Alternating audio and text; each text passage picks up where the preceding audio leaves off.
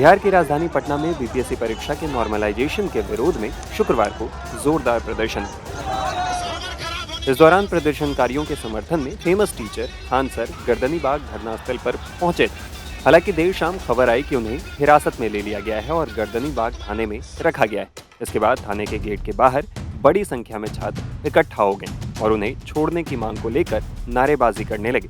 बताया जा रहा है कि छात्रों के जुटने के बाद पुलिस ने उन्हें छोड़ दिया। बता दें कि खान सर के Twitter handle Khan global study पर फेक पोस्ट कर छात्रों को दिग्भ्रमित करने के आरोप में एफआईआर भी दर्ज किया गया है। ऐसे में खबरें आने लगी कि उन्हें गिरफ्तार कर लिया गया है, लेकिन अब इस मामले पर पटना पुलिस की तरफ से जानकारी दी गई। एसडीपीओ सचिवालय के डॉक्टर अनु कुमार ने बताया है कि खान सर की गिरफ्तारी नहीं हुई है। खान सर को कल गर्दनीबाग पुलिस ने अटल पथ पर उनके आग्रह पर उनकी गाड़ी के पास छोड़ दिया था। सोशल मीडिया प्लेटफॉर्म के Twitter handle Khan global studies पर एक पोस्ट वायरल किया जा रहा है जहां खान सर की रिहाई की मांग की जा रही है। कल दिनांक 6 दिसंबर को गर्दनीबाग धरना स्थल पर बीपीएससी अभ्यर्थियों द्वारा प्रदर्शन किया जा रहा था। इसी क्रम में खान सर खुद थाने पे आए। कुछ देर के बाद उनके द्वारा आग्रह किया गया कि पुलिस गाड़ी के द्वारा उन्हें सुरक्षित उनकी गाड़ी पर छोड़ दिया जाए। इस संबंध में पुलिस वाहन से अटल पथ के पास उन्हें उनकी गाड़ी के पास सुरक्षित छोड़ दिया गया। पुलिस के द्वारा खान सर की किसी भी प्रकार की गिरफ्तारी नहीं की गई है। उक्त खान ग्लोबल स्टडीज पर वायरल पोस्ट विद्यार्थियों को दिग्भ्रमित करने हेतु किया गया है। किसी भी प्रकार की विधि व्यवस्था की समस्या होने पर इसकी पूर्णतः जिम्मेदारी उक्त ट्विटर हैंडल की होगी। विद्यार्थियों को दिग्भ्रमित करने, फेक मैसेज करने एवं हिंसा की स्थिति उत्पन्न करने हेतु उक्त ट्विटर हैंडल पर उचित प्राथमिकी दर्ज की जा रही है। बता दें कि 13 दिसंबर को होने वाली बीपीएससी की प्रारंभिक परीक्षा के नियम में बदलाव को लेकर राजधानी पटना में बीपीएससी दफ्तर के बाहर सैकड़ों की संख्या में अभ्यर्थी उग्र प्रदर्शन कर रहे थे। हालांकि अभ्यर्थियों के आंदोलन को देखते हुए बिहार लोक सेवा आयोग ने परीक्षा को लेकर स्पष्टीकरण भी जारी किया है। आयोग की तरफ से कहा गया है कि 13 दिसंबर को आयोजित की जाने वाली प्रतियोगिता परीक्षा में नॉर्मलाइजेशन प्रक्रिया अपनाने जाने संबंधित भ्रामक खबरें अलग अलग सोशल मीडिया प्लेटफॉर्म पर चलाई जा रही है। खुद बीपीएससी चेयरमैन ने इस बारे में जानकारी दी। बीपीएससी परीक्षा में नॉर्मलाइजेशन को लेकर जो विवाद उठा है और खास करके जो कंफ्यूजन की स्थिति है उस पर बात करने के लिए हमारे साथ बीपीएससी के चेयरमैन हैं। हम उन्हीं से सीधे बात करते हैं। सर, कंफ्यूजन काफ़ी ज़्यादा था, हालांकि अब आप लोगों ने नोटिस भी जारी कर दिया, लेकिन जिस तरह का माहौल बना, छात्रों ने यहाँ प्रदर्शन किया, लाठीचार्ज हुआ, उसके बाद कुछ कोचिंग संस्थान के तरफ से भी सपोर्ट दिया गया छात्रों को, किस तरह से आप इन चीज़ों को देख रहे हैं और क्या आगे इस पर एक्शन? देखिए, मैंने पहले भी क्लियर कर दिया था और बीपीएससी ने जो एडवर्टाइजमेंट दिया उससे भी क्लियर है कि नॉर्मलाइजेशन या वन शिफ्ट वन एग्ज़ाम का कोई इश्यू ही नहीं था। आयोग ने कभी भी नॉर्मलाइजेशन की बात नहीं की है। आयोग ने कभी भी ये नहीं कहा था कि हम मल्टी शिफ्ट एग्ज़ाम लेंगे। आयोग ने ये कहा था कि मल्टी सेट क्वेश्चन से एग्ज़ाम हो सकती है और इस पैटर्न पर हम लोगों ने 26 जून के बाद करीब 1 दर्जन से अधिक एग्ज़ाम कराई है। यही बच्चे जो अभी बीपीएससी की 70th प्रीलिम एग्ज़ाम में बैठ रहे हैं, उसमें से बहुत सारे बच्चे पहले टीचर्स की एग्ज़ाम में, एग्रीकल्चर की एग्ज़ाम में और बाकी सारी एग्ज़ाम में भी बैठे हैं। वहाँ पर मल्टी सेट क्वेश्चन से एग्ज़ाम कराई गई थी। कभी भी नॉर्मलाइजेशन आयोग ने नहीं किया है, ना तो एडवर्टाइजमेंट में ना उसके बाद। और जब हम लोगों ने देखा कि लोग अननेसेसरली इसको इशू बना रहे हैं या रूमर्स फैला रहे हैं, भ्रांति फैला रहे हैं, सीरियस कैंडिडेट को बरगला रहे हैं, तो आयोग ने मीडिया के माध्यम से और बाद में कल एडवर्टाइजमेंट के माध्यम से अपनी स्थिति पूरी तरह से क्लियर कर दी है। कई सेट में जिस तरह से आप बता रहे हैं उसी को लेकर ये कन्फ्यूजन हो गया क्या कि नॉर्मलाइजेशन हो जाएगा, लेकिन जब परीक्षा एक पाली में हो रही है, एक दिन में हो रही है, तो क्या ये संभव है? नहीं, देखिए, मल्टी सेट क्वेश्चन पहली बार यूज़ नहीं हुआ है, इसलिए इसके कारण ये कन्फ्यूज़न नहीं हुआ है। मल्टी सेट क्वेश्चन से हम लोगों ने 12 से अधिक एग्ज़ाम लिए 26 जून के बाद, इसलिए इसके चलते कन्फ्यूज़न नहीं हुआ है। शायद लोगों में भ्रांति इसलिए फैली कि यूपी में नॉर्मलाइजेशन के माध्यम से एग्ज़ाम लेने की बात कही गई थी यूपी पीएससी में, तो कुछ लोग को लगा होगा कि यहाँ पर भी ये में नॉर्मलाइजेशन की बात होगी। लेकिन अगर नॉर्मलाइजेशन करना रहता तो आयोग पहले बजाबता लोग को एडवर्टाइजमेंट के माध्यम से सूचित करता, उसकी इन्फॉर्मेशन देता, और उसके बाद हम कहते कि साहब हम एक से अधिक शिफ्ट में करेंगे और बाकी जितनी शिफ्ट में होगा वो सबका हम रिजल्ट नॉर्मलाइज करेंगे।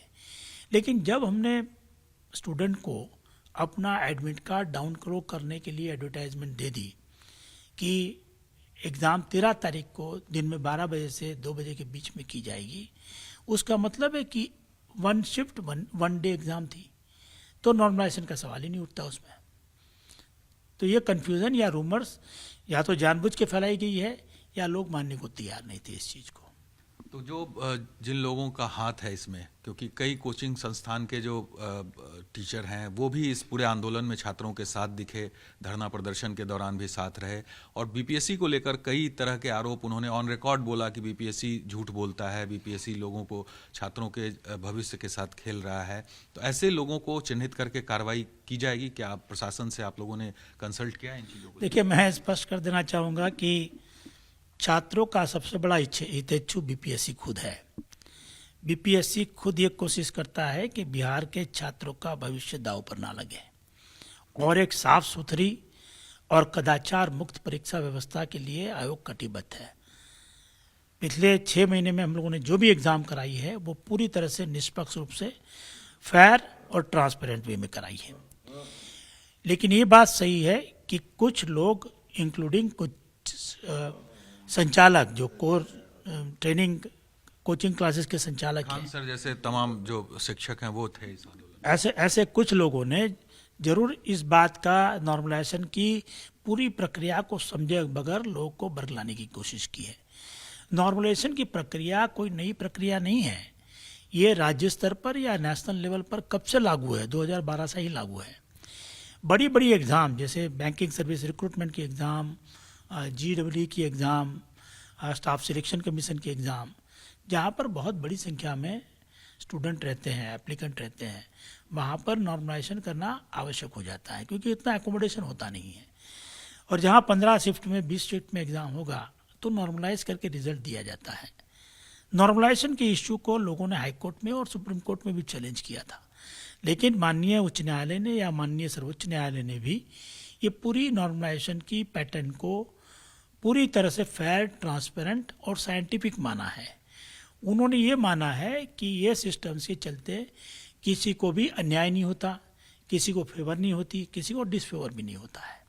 सो वैसी स्थिति में ये एक बहुत ही रैशनल और प्रूव्ड सिस्टम ऑफ नॉर्मलाइजेशन है जिसके चलते किसी को आपत्ति नहीं होनी चाहिए।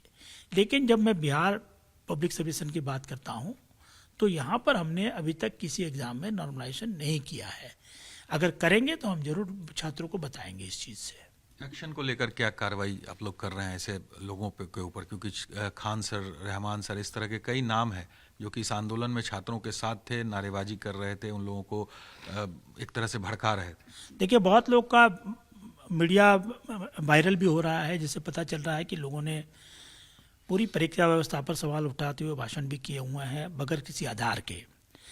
उनके पास किसी तरह का आधार नहीं था, उसके बाद भी गैर जिम्मेदाराना तरीके से आरोप लगाए हुए हैं।